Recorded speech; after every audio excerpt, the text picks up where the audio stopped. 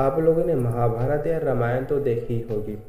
जिस तरह महाभारत में हर एक कैरेक्टर की एक अपनी अलग कहानी है, जैसे कर्ण, अर्जुन, भीम, पितामह भीष्म, भगवान श्री कृष्ण या द्रौपदी, इन सब की एक अपनी ही कहानी है जो महाभारत में मिलकर एक धर्म युद्ध करते हैं। महाभारत के युद्ध में इन सब की एक विशेष महत्वपूर्ण भूमिका है। इस कहानी में भी इसी प्रकार के कैरेक्टर हैं जो कहानी को एक विशेषताएँ देते हैं। तो शुरू करते हैं। आज हम जिस किताब के बारे में बात करने वाले हैं उस किताब का नाम है धर्म योद्धा कल्कि। कल्कि भगवान विष्णु के 10वें और आखिरी अवतार माने जाते हैं। इससे पहले इस धरती में भगवान विष्णु के 9 अवतार अब तक अवतरित हो चुके हैं, जैसे मत्स्य, कुंभ, वरा, नरसिंह, वमन, परशुराम, राम, कृष्णा, बुद्ध आदि 9 अवतारों का जन्म हो चुका है, पर कल्कि अवतार का आना अभी शेष है। यह कहानी महाभारत और रामायण से प्रेरणा लेकर बनाई गई है। इसके पास भी महाभारत और रामायण से काफ़ी मिलते जुलते हैं, बस उनका नाम बदल दिया गया है।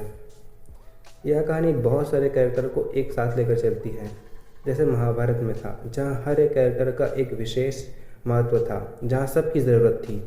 जब आप इस किताब को पढ़ना शुरू करोगे तो आपको पता ही नहीं चलेगा कि हो क्या रहा है। कहानी की शुरुआत में ही आपको बहुत सारे कैरेक्टर से एक साथ मिला देंगे, जिससे शुरुआत में ही काफ़ी ज़्यादा कंफ्यूजन शुरू हो जाता है। इसीलिए अगर आप इस किताब को पढ़ना शुरू करें तो ज़्यादातर कैरेक्टर के नाम और उनके काम दोनों लिख कर रख दो। इससे आपको कहानी ज़्यादा अच्छे से समझ आएगी। मैं आपको इस किताब की उतनी ही जानकारी दूंगा जिससे आपको इस किताब पढ़ने का इंटरेस्ट ख़त्म ना हो। जैसे कि मैंने कहा था, इस कहानी का हर एक कैरेक्टर एक विशेष पात्र है। इस कहानी में ना केवल हीरो या फिर विलन, हर एक कैरेक्टर एक विशेष महत्व रखता है। असल में कहानी किसी एक व्यक्ति की है ही नहीं, बल्कि सबकी है। कहानी का फर्स्ट हाफ अमृत के आसपास रिलेट करती है। अमृत एक ऐसा विशेष तत्व है जो मनुष्य को विशेष शक्तियाँ देता है, पर इसे हर एक व्यक्ति उपयोग में नहीं ले सकते। परंतु अमृत हर एक व्यक्ति को शक्तियाँ जरूर देता है, बस उनकी सोचने समझने की शक्ति धीरे धीरे ख़त्म कर देता है। काली जिसे राजनीतिक, कूटनीतिक इन सब की एक अच्छी जानकारी है, परंतु अगर उसे अमृत दिया जाए तो क्या होगा, कुछ कहा नहीं जा सकता है। खैर, काली जिसकी तबीयत वक्त के साथ धीरे धीरे खराब होती चली जा रही है, पर ऐसा क्यों हो रहा है? शायद किसी ने जहर दिया है, पर क्यों? काली के ऊपर किसी भी प्रकार की दवाई काम नहीं कर रहा है। शायद कोई चाहता है कि उसे अमृत दिया जाए। काली की बहन दुर्गित अपने भाई के लिए किसी भी हद तक जा सकती है, वो कुछ भी कर सकती है। काली जिसकी तबीयत दिन ब दिन खराब होती चली जा रही है। अगर इसी तरह चलता रहा तो काली की जान भी जा सकती है। दुर्गुण जिसे कहीं से पता चलता है कि दुर्लभ अमृत उसकी भाई की जान बचा सकता है, बस निकल पड़ती है अमृत लेने के लिए, परंतु उसे उसके बुरे प्रभाव के बारे में नहीं पता था। उसे अमृत हर हाल में चाहिए था, जिसे पाने के लिए वो कुछ भी कर सकती थी, और उसने किया भी यही। अमृत पाने के लिए उसने पूरे गाँव को तबाह कर दिया। बेशक उसने जो किया वो गलत था, उसने हजारों की जान ली, परंतु क्या हम भी ऐसे नहीं हैं? हम अपनों को बचाने के लिए कुछ भी करने के लिए तैयार हो जाते हैं, बेशक वो कितना भी गलत क्यों ना हो। अंत में उसे अमृत तो मिली।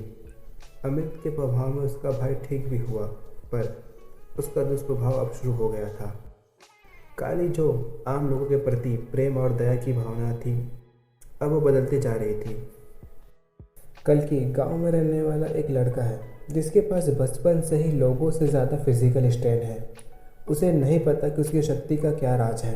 उसे उसकी शक्ति अमृत से मिली, परंतु उसके ऊपर उसका कोई दुष्प्रभाव नहीं दिखा। परंतु उसे अमृत दिया किसने और क्यों?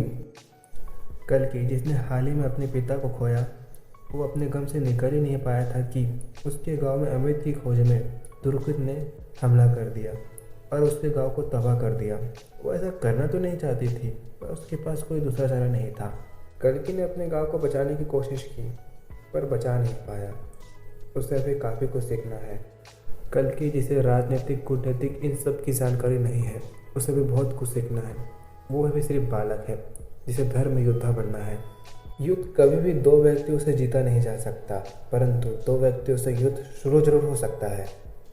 जब हम किसी कहानी को पढ़ते या देखते हैं, तब हम धीरे धीरे उस कहानी के कैरेक्टर से जुड़ना शुरू हो जाते हैं और उससे इमोशनली कनेक्ट हो जाते हैं। अगर उस कैरेक्टर के साथ कुछ भी होता है तो हम भी उसे महसूस करने लगते हैं। हमें पता होता है कि ये सब जो भी हो रहा है ये सब लेखक की रचना है, पर फिर भी हम उस कहानी के कैरेक्टर से इतना जुड़ जाते हैं कि अगर उस कैरेक्टर के साथ कुछ भी होता है हम उसे महसूस करते हैं। तो ये सब मैं आपको क्यों बता रहा हूँ, क्योंकि ये पूरी कहानी इमोशन है। इस कहानी में आप हर तरह की इमोशन फील करोगे। जब आपके सामने किसी की जान जाएगी तो शायद आप सच में रोते। कभी कभी आपको बहुत ज़्यादा गुस्सा आएगा पर फिर भी आप कुछ कर नहीं सकते। कहानी की एक बात मुझे सबसे ज़्यादा बुरी लगी कि कुछ पेज पढ़ने के बाद कहानी दूसरे कैरेक्टर के पास चली जाती है। जब तक 1 से 2 कैरेक्टर है तब तक तो ठीक, पर जैसे कैरेक्टर की संख्या ज़्यादा हो जाती है तब थोड़ा इरिटेटिंग सा हो जाता है। और हमेशा कहानी को वहीं से शिफ्ट करेंगे जहाँ सबसे ज़्यादा मज़ा आता है। यही इसकी प्लस पॉइंट भी है और माइनस पॉइंट भी। शायद कुछ लोगों को ये तरीका पसंद आए पर मुझे कुछ खास पसंद नहीं आई तरीका, क्योंकि कहानी को वहीं से शिफ्ट करते हैं जहाँ सबसे ज़्यादा आपको इंटरेस्ट आता है कहानी पढ़ने में, और जब आप उसी पेज पे दोबारा आते हो तब तक आपका इंटरेस्ट काफ़ी हद तक कम हो जाता है। इसकी कहानी 3 हिस्सों में बटा हुआ है। पहला धर्म योद्धा कल्कि, दूसरा सत्य योद्धा कल्कि और तीसरा है महायोद्धा कल्कि।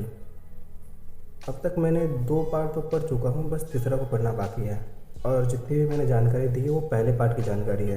अंत में आपको एक ही बात कहूँगा कि इस किताब को एक बार पढ़ने की कोशिश जरूर करना। ये कहानी हमारे सनातन धर्म के बारे में बहुत जानकारी देता है।